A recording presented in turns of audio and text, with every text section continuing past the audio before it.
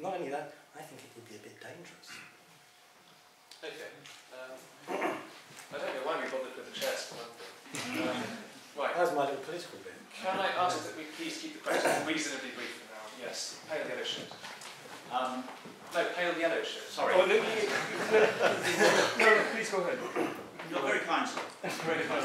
I didn't see your hand up. No, that's fine. That's fine. A question for Stephen and a thought for both. Anyone who wants to join in. The question is, you said that moral questions are ought questions. Yes? That's not the question, but the question is, ought we be talking about ought at all? In other words, the religions have always been telling us what we ought to do. Right. And the purpose of things like the humanist movement is not to tell people what they ought to do. They actually make statements, like we can lead a good life and so on. But that's a statement of fact, and it's observable, and everybody can test that for themselves. So we never tell anybody what they ought to do. Are you, in fact, trying to tell people what they ought to do in classifying questions like that? And finally, the thought is, isn't what's wrong with both camps the assumptions that we all make? I'm not sure I understand. I'll have a stab at the first one and you can have a go at the second one.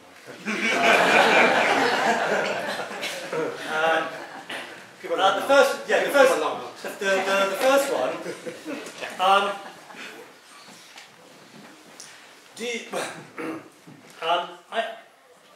The word ought doesn't belong to religion. True. And there are ethical systems out that have existed and have been very successful and have flourished outside of any religious context, in the ancient world even. So, you know, we are allowed to talk about ought, even if we put the religion to one side. We're fully entitled to do that. I think we're rather more entitled to do it, is my view. But I don't think, when you say, oh, I don't think we should be going around telling other people what they should do. So we ought not to do that then. No, we should provide the facts, which is what science does. We should. And let them make their minds up. And let them make their minds up. That's the yeah, we ought not to tell them what we should. Well, it's a natural thing to want to do that. But you're encouraging that by classifying moral problems as false things. I mean, it sounds, what you're doing there, it sounds suspiciously as if you're saying they ought not to tell people what they ought not, that they ought not to do things, and you ought not to do that. And then you've got that classical, self-condemning relativist position where they go around saying, oh well, you mustn't tell them what to do. You're telling them what to do. Stop that. Stop doing that. It doesn't make sense. It's a completely incoherent position, and it sounds as if you might be drifting into that. And I suspect that the reason that you might be drifting into that is because what you really don't like is authoritarianism. What you really don't like is people going around controlling other people, telling them that if they don't think what you want them to think, we're going to hit them with big sticks, or possibly worse. Now that, I'm very much against. And so I would want to make a conceptual distinction here, which I think you'll find very useful, right, between those who are authoritarians, who think that they have access to the moral truth and they're going to tell you what it is and you better accept it, boy. And those who say, look, this is what I believe about the moral truth, and these are the reasons why I believe it, and I would like it if you believed it too, but ultimately it's your decision and I want you to make up your own mind. In fact, I strongly encourage you not just to accept my word for it. There's that kind of position, and I can't see why you can't take the second kind of position. It seems to me the sensible position to adopt, and it does not require that you give up saying what you think other people ought to do. But I want the scientists to provide the answers which will allow me to make up my mind, and the scientists generally do that. I'm sorry, that's 3 questions you've had. Oh yeah. Yes, yellow shirt. You didn't get to number 2, thank goodness. Right, this is a great forum to ask this question. So just over the last week and a half in Oxford, I have noticed that there has been at least, and I have attended one of these, there's been at least 6 different talks, philosophical talks about consciousness. And you mentioned consciousness and you mentioned the mind-body problem. And I wonder, why so much attention, and in your context I was talking about the mind-body issue, is being paid, why such a special place for consciousness? Why can it not be any other extended phenotype?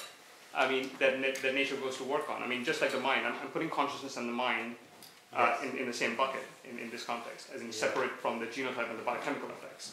So why is it not just any other extended phenotype? Well, I've been talking so much, I feel like I mean, it was going to take 5 minutes. Yeah. I mean, the quick answer is, there do appear to be significant conceptual obstacles as far as actually identifying, say, a conscious experience, or the subjective quality of what its likeness from the inside, as it were, with anything within the natural world.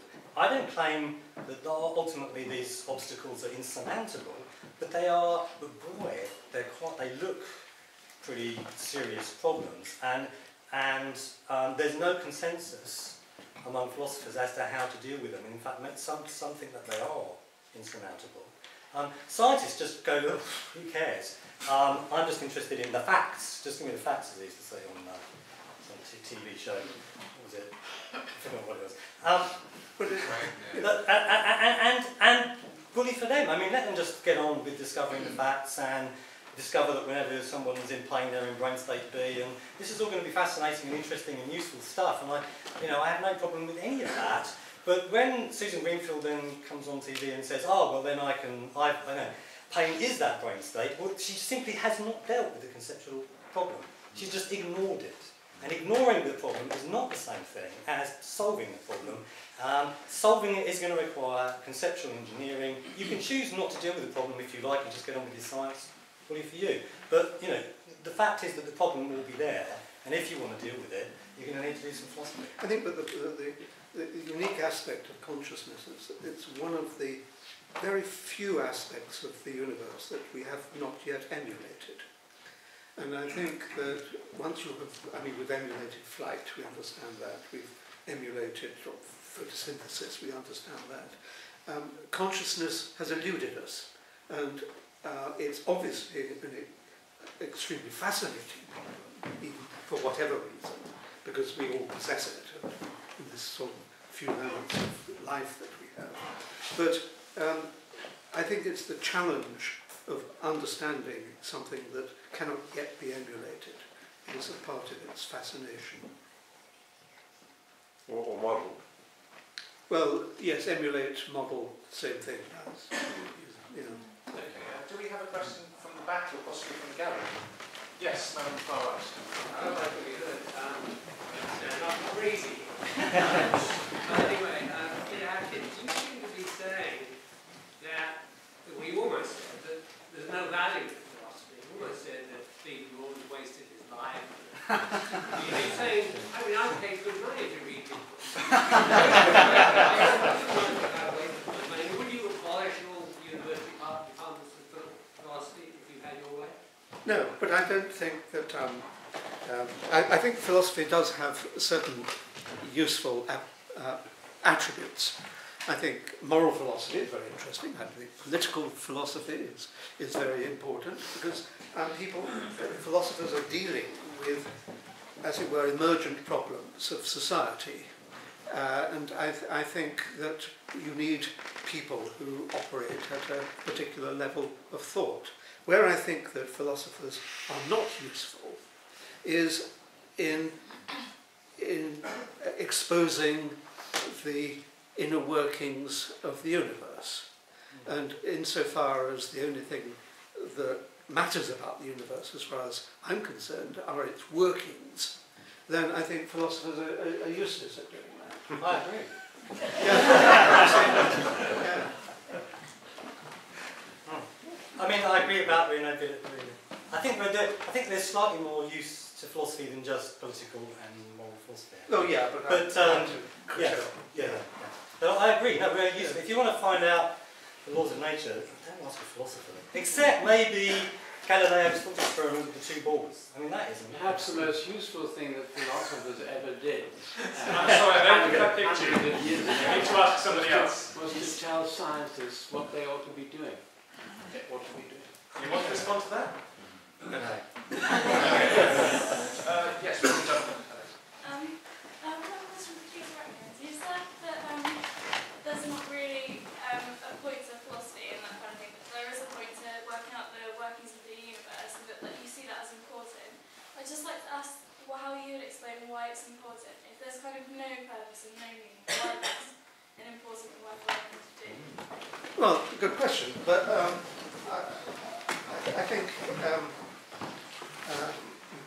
it's all a question of pleasure, really. I think that to understand how the world works adds enormously to our enjoyment of being a part of it. But then philosophy does that as well, so surely they're on equal ground because it adds really to the most... No, I'm afraid not.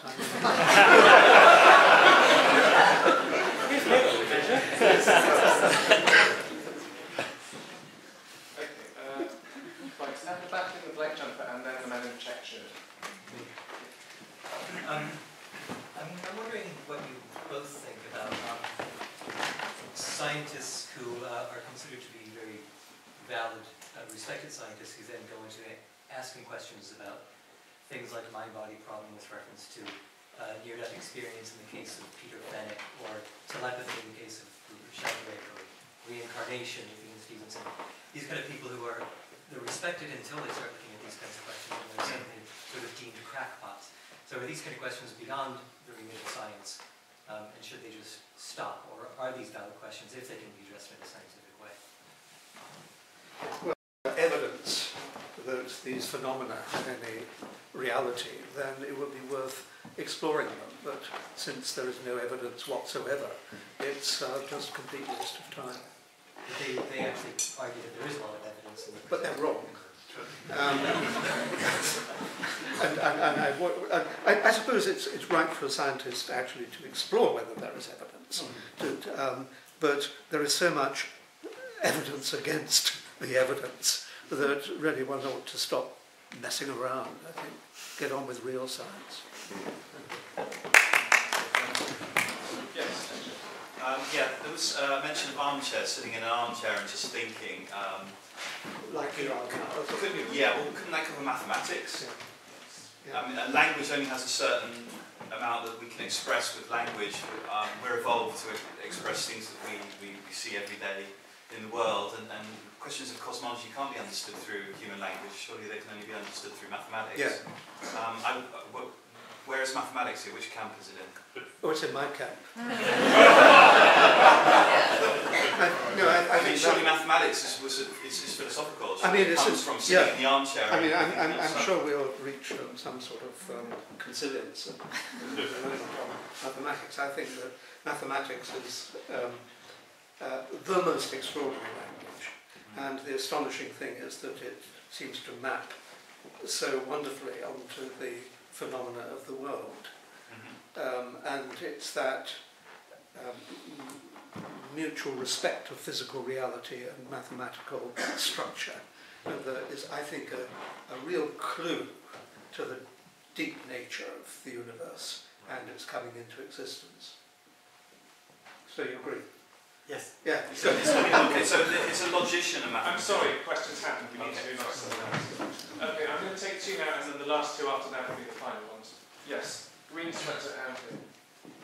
Thank you very much for the discussion today. I just wanted to make the observation that the speakers have brought many wonderful arguments to the table today, none of which I want to dispute right now, except to make the observation that they have been arguments in their nature, not empirical observations. I'd like to question whether the question of whether science can answer all of our questions is itself a question that can be answered. Well, watch this space. It's a good question. That was the answer. I'd like to challenge Peter Atkins on the justification of the truth-bearing efficacy of science itself. Science arguably relies on the idea that we have adequate perceptual capacities. The more I've studied neurology, I can see it being used as a critique of naive realism, and so it introduces important epistemological questions.